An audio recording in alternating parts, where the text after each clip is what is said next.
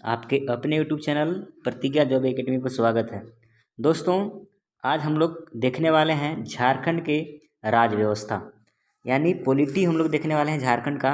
और ये पॉलिटी नहीं समझिए तो एकदम मलाई है, एग्ज़ाम के दृष्टिकोण से ही बनाया गया वीडियो है। बहुत ही शानदार क्वेश्चन सब लाया गया है, तो आप लोग इसको देखिए, ज़रूर पसंद आएगा। तो चलिए हम लोग देखने वाले हैं पहला क्वेश्चन। झारखंड के संबंध में निम्न में से कौन सा कथन असत्य है? मतलब यहाँ से गलत चुनना है कि इसमें से असत्य कौन है कथन। तो झारखंड भारत का एक संघ राज्य है। दूसरा ऑप्शन कर रहा है कि झारखंड भारत संघ का एक राज्य है। झारखंड में संसदीय शासन प्रणाली स्थापित है। तो यहाँ पर तो ये बिल्कुल सही है कि संसदीय व्यवस्था झारखंड में है। उसके बाद भारत संघ का एक राज्य भी है झारखंड। लेकिन क्या झारखंड भारत का एक संघ राज्य है, मतलब केंद्र शासित प्रदेश है? तो झारखंड केंद्र शासित प्रदेश नहीं है, तो आप लोग को असत्य चुनना था। तो यहाँ पर ऑप्शन नंबर कौन सही होगा? तो ऑप्शन नंबर इसका जवाब होगा ए, क्योंकि यही गलत है। यहाँ पे संघ पूछा है, तो संघ पे यहाँ पर क्या हो जाएगा? गलत हो जाएगा। तो इसका सही आंसर क्या होगा? Option number A. अगला क्वेश्चन, झारखंड का निर्माण बिहार के कितने भूभाग को काट कर किया गया है? झारखंड का निर्माण बिहार के कितने भूभाग को काट करके किया गया है? तो इसका हम लोग निर्माण की बात करें तो 46% भूभाग पर झारखंड बना है। बिहार के 46% भूभाग को काट करके झारखंड को बनाया गया है। अब इस पर कुछ बात करने वाले हैं। झारखंड बिहार से कब अलग हुआ? तो आप लोग को पता होगा कि 15 नवंबर सन 2000 ईस्वी को झारखंड बिहार से अलग हुआ था। और कितने भूभाग पर अलग हुआ? तो 46% भूभाग पर अलग हुआ। ठीक है, चलिए आगे हम लोग देखते हैं। अगला क्वेश्चन क्या कह रहा है कि झारखंड राज्य गठन हेतु कब बिहार राज्य पुनर्गठन विधेयक विधानसभा में पारित हुआ है? तो चलिए यहाँ कुछ समझिएगा। देखिए, कह रहा है कि विधानसभा में तो संसद के 3 अंग होते हैं। एक होता है राज्यसभा और एक होता है लोकसभा। इसके अलावे तीसरा अंग कौन है? राष्ट्रपति। तो ये हो गए संसद के 3 अंग। इसके अलावा राज्य में बात करें, ये तो केंद्र के लिए हो गया ना। राज्य के लिए बात करें तो यहाँ पर 2 अंग होते हैं, एक विधानसभा और विधान परिषद। लेकिन झारखंड एक सदनीय है, अर्थात यहाँ पर सिर्फ विधानसभा होगा। द्विसदनीय रहता तो विधानसभा विधान परिषद दोनों होता, लेकिन इस एक सदनीय है, अर्थात यहाँ पर सिर्फ विधानसभा ही है। तो यहाँ पर झारखंड की अगर बात करें, बिहार से जब अलग हो रहा था तो बिहार के विधानसभा में यहाँ पर 25 अप्रैल सन 2000 ईस्वी को, कब? 25 अप्रैल सन 2000 ईस्वी को यहाँ से मंजूरी मिला बिहार विधानसभा से अलग होने के लिए। और ये कहाँ गया? तो केंद्र में गया। और जब केंद्र में गया तो अभी तुरंत बताया कि जब केंद्र में गया तो यहाँ पर संसद के कौन कौन अंग है? राज्यसभा, लोकसभा और राष्ट्रपति। सबसे पहले गया लोकसभा में, और लोकसभा में गया तो यहाँ पर 2 अगस्त 2000 ईस्वी को लोकसभा से मंजूरी मिला। फिर गया राज्यसभा में 11 अगस्त को मंजूरी मिला, 11 अगस्त 2000 ईस्वी को। फिर इसके बाद राष्ट्रपति के पास गया, क्योंकि राष्ट्रपति हस्ताक्षर जब तक नहीं करेंगे तब तक यहाँ पर प्राप्त नहीं होगा। तो राष्ट्रपति के पास जाता है 25 अगस्त को, और 25 अगस्त को ही साइन करते हैं राष्ट्रपति, और यहाँ से मंजूरी मिल जाता है। और 15 नवंबर सन 2000 ईस्वी को हमारा झारखंड बिहार से अलग हो जाता है, 15 नवंबर सन 2000 ईस्वी को। ठीक है, तो बिहार के विधानसभा में कितना तारीख को? 25 अप्रैल को। लोकसभा में 2 अगस्त को। राज्यसभा में 11 अगस्त को। और राष्ट्रपति के पास 25 अगस्त को। तो आप लोग से पूछा था लोकसभा, तो इसका आंसर क्या होगा? तो इसका ऑप्शन नंबर ए 2 अगस्त को होगा। ठीक है, चलिए आगे हम लोग देखते हैं। आगे क्वेश्चन क्या कह रहा है कि झारखंड विधानसभा निम्न में से किस प्रकार की है? अभी तुरंत आप लोग के बताया कि झारखंड एक सदनीय है, अर्थात यहाँ पर सिर्फ विधानसभा है, विधान परिषद नहीं है। और जो राज्य में विधानसभा विधान परिषद दोनों होगा वो द्विसदनीय में आएगा। लेकिन झारखंड एक सदनीय है, यहाँ पर सिर्फ क्या है, विधानसभा है। तो अब एक चीज़ और यहाँ पर सीख लीजिए कि जो 28 राज्य है इसमें से कितने राज्य में विधान परिषद भी मतलब द्विसदनीय में आएगा। तो 6 ऐसे राज्य हैं, 28 राज्य में 6 राज्य ऐसे हैं जिसमें विधान परिषद भी है, विधानसभा के साथ साथ विधान परिषद भी है। कौन कौन है? यूपी, बिहार, महाराष्ट्र, कर्नाटक, तेलंगाना और आंध्र प्रदेश। तेलंगाना और आंध्र प्रदेश, यूपी, बिहार, महाराष्ट्र, कर्नाटक, तेलंगाना और आंध्र प्रदेश। ये जो आप 6 गो देख रहे हैं राज्य, इस सब राज्य द्विसदनीय है, मतलब इसमें विधानसभा और विधान परिषद दोनों पे आ जाता है। जबकि झारखंड में ऐसा नहीं है, झारखंड एक सदनीय है, सिर्फ यहाँ पर विधान सभा ही पे आ जाता है, विधानसभा ही है। ठीक है, चलिए आगे देखते हैं। आगे क्वेश्चन कह रहा है कि झारखंड विधानसभा के लिए कुल सदस्यों की संख्या कितनी है जिसका निर्वाचन प्रत्यक्ष रूप से हुआ है। तो निर्वाचन होता है 81 सीट पे। झारखंड में जो विधानसभा है इसमें सीटों की संख्या कितनी है? 81 है।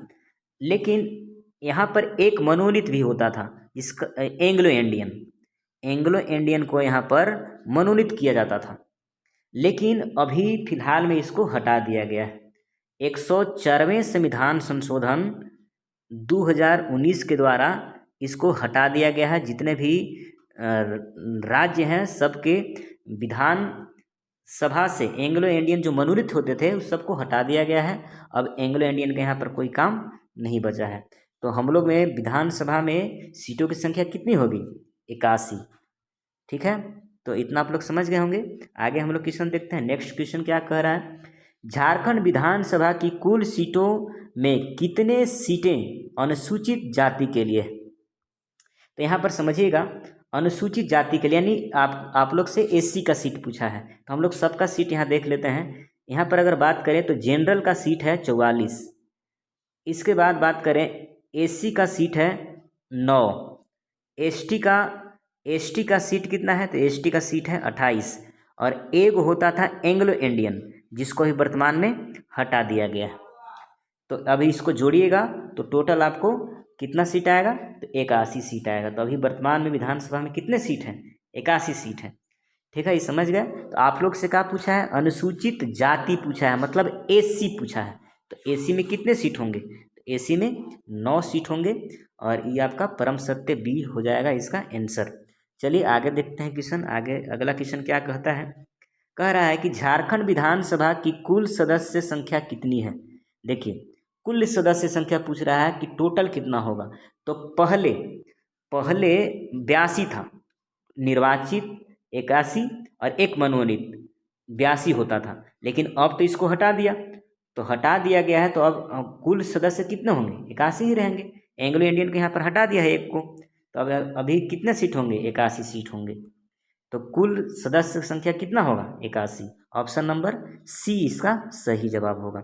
चलिए आगे हम लोग समझते हैं। झारखंड में लोकसभा सीटों की कुल संख्या कितनी है? झारखंड में लोकसभा सीटों की संख्या कितनी है इसको देखने वाले हैं। तो झारखंड में लोकसभा में सीटों की संख्या 14 है। लोकसभा सीटों की संख्या कितनी है? 14 है। अगर इसमें हम लोग बात करें तो यहाँ पर समझिएगा, लोकसभा सीटों की संख्या 14 है और राज्यसभा में सीटों की संख्या 6 है। तो अभी क्वेश्चन ही पूछा नहीं है, याद रखिएगा कि अगर राज्यसभा में पूछेगा तो सीटों की संख्या 6 और लोकसभा में पूछेगा तो सीटों की संख्या 14 है। ठीक है, तो चलिए आगे हम लोग समझते हैं क्वेश्चन। आगे क्वेश्चन कह रहा है कि झारखंड में सांसदों की संख्या कितनी है? तो झारखंड में सांसदों की संख्या कुल 20 होंगे। क्यों 20 होंगे? लोकसभा से यहाँ पर कितने चुनाव होंगे, कितने सांसद निकलेंगे? 14 गो। और राज्यसभा से कितने सांसद चुनाव होंगे? तो 6 गो। तो 14 और 6 20। टोटल यहाँ पर सांसदों की संख्या कितनी होगी? 20 होगी। तो चलिए अब हम लोग आगे समझते हैं। अगला क्वेश्चन क्या कर रहा है? नेक्स्ट क्वेश्चन, झारखंड का सबसे छोटा संसदीय क्षेत्र कौन है? झारखंड का सबसे छोटा संसदीय क्षेत्र चतरा है। और सबसे बड़ा पूछ दिया तो झारखंड का सबसे बड़ा संसदीय क्षेत्र पश्चिमी सिंहभूम है। कौन है? पश्चिमी सिंहभूम। पश्चिमी सिंहभूम झारखंड का सबसे बड़ा संसदीय क्षेत्र है और सबसे छोटा चतरा है। तो चलिए आगे हम लोग समझते हैं अगला क्वेश्चन क्या कहता है। संसदीय शासन प्रणाली के अंतर्गत राज्य में 2 प्रकार की कार्यपालिका होती है। पहला नाममात्र की कार्यपालिका एवं वास्तविक कार्यपालिका। राज्य की नाममात्र की कार्यपालिका का प्रमुख कौन होता है? नाम मात्र की जो कार्यपालिका है इसमें प्रमुख कौन होगा? तो चलिए ऑप्शन नंबर में देखते हैं, ऑप्शन नंबर क्या क्या दिया है।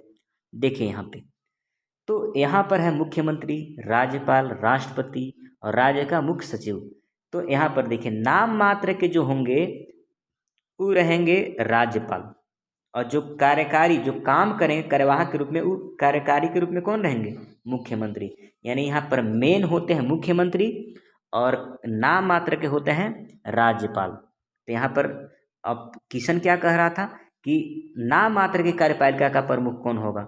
तो नाम मात्र के लिए ऑप्शन नंबर इसका हो जाएगा बी हो जाएगा, क्योंकि नाम मात्र के लिए राज्यपाल और मेन कौन होते हैं? मुख्यमंत्री। तो नाम मात्र के कौन हो जाएंगे? राज्यपाल। इसका ऑप्शन नंबर कौन होगा सही? बी सही हो जाएगा।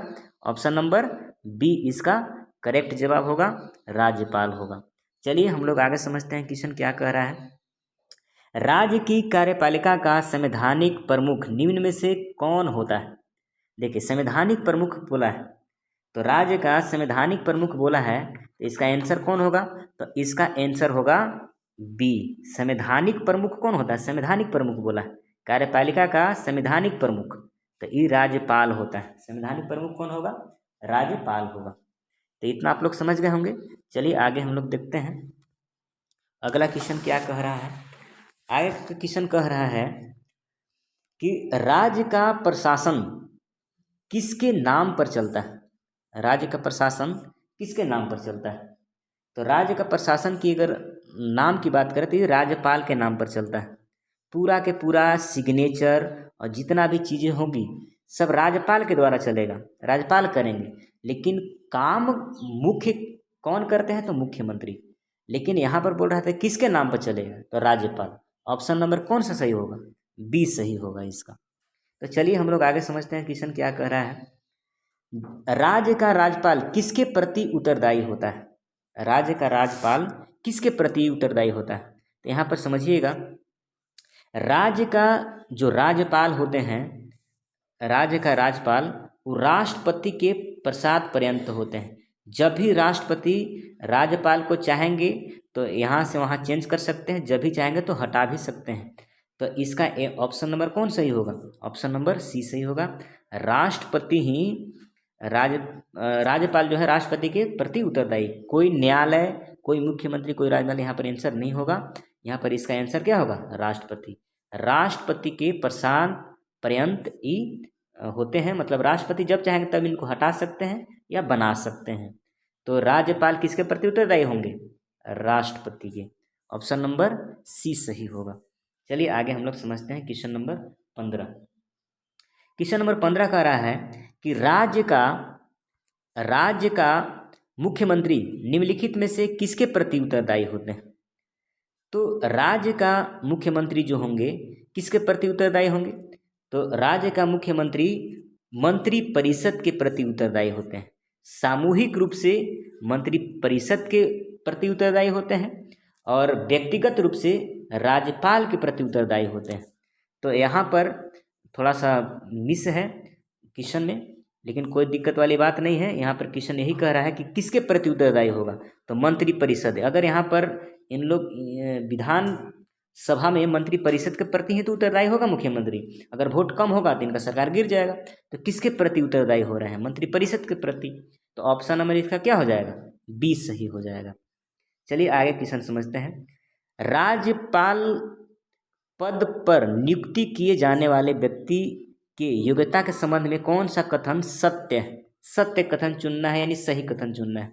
वह भारत का नागरिक होगा। हाँ बिल्कुल सही है, भारत का नागरिक को ही तो बनाया जाएगा। वह 35 वर्ष की आयु पूरी कर चुकी होगी। हाँ बिल्कुल सही है, 35 वर्ष की आयु होना चाहिए। 35 वर्ष से कम आयु की नहीं बन सकता है राज्यपाल। वह किसी लाभ के पद पर न हो। हाँ बिल्कुल सही है, किसी भी सरकारी लाभ के पद पर नहीं होना चाहिए। तो ऑप्शन नंबर इसका क्या होगा? तो ऑप्शन नंबर डी सही हो जाएगा। चलिए आगे समझते हैं। अगला क्वेश्चन कह रहा है कि झारखंड के प्रथम राज्यपाल प्रभात कुमार झारखंड के राज्यपाल बनने से पूर्व क्या थे? तीनों, अब पहला ऑप्शन कह रहा है कि तीनों सेना के अवकाश प्राप्त सेनापति, विख्यात शिक्षाविद। इसके बाद ऑप्शन नंबर सी कह रहा है कि राजनीतिक नेता, कि नागरिक प्रशासन पदाधिकारी। तो इसका ऑप्शन नंबर डी सही होगा। ये जो प्रभात कुमार थे ये भारतीय प्रशासन नागरिक प्रशासनिक अधिकारी थे, वहाँ से इस सेवानिवृत्त हो चुके थे नागरिक प्रशासन पदाधिकारी से, और ये फिर राज्यपाल के रूप में चुनाए। तो चलिए हम लोग आगे क्वेश्चन देखते हैं। अगला क्वेश्चन क्या कह रहा है कि राज्यपाल की नियुक्ति के संबंध में कौन सा कथन सत्य है? सही कथन बताना है। किसी व्यक्ति को उस राज्य का राज्यपाल नियुक्त किया जा सकता है जिस राज्य का वह निवासी है। तो ये बिल्कुल गलत है। कोई भी व्यक्ति जिस राज्य का होता है उसी राज्य के राज्यपाल उसको नहीं बनाया जा सकता है, दूसरा राज्य के राज्यपाल नियुक्त किया जाता है राष्ट्रपति के द्वारा। तो ये पहला यहाँ पर क्या हो जाएगा? गलत हो जाएगा। कह रहा कि दूसरा ऑप्शन क्या कह रहा है कि राज्यपाल की नियुक्ति राष्ट्रपति द्वारा प्रधानमंत्री की सलाह पर किया जाता है। तो इसका एक करेक्ट जवाब होगा, और यही तो क्वेश्चन यहाँ पर कह रहा था कि सत्य चुनना है, तो सत्य मिल गया। तो इसका आंसर क्या हो जाएगा? ऑप्शन नंबर बी हो जाएगा इसका करेक्ट जवाब। चलिए आगे हम लोग देखते हैं।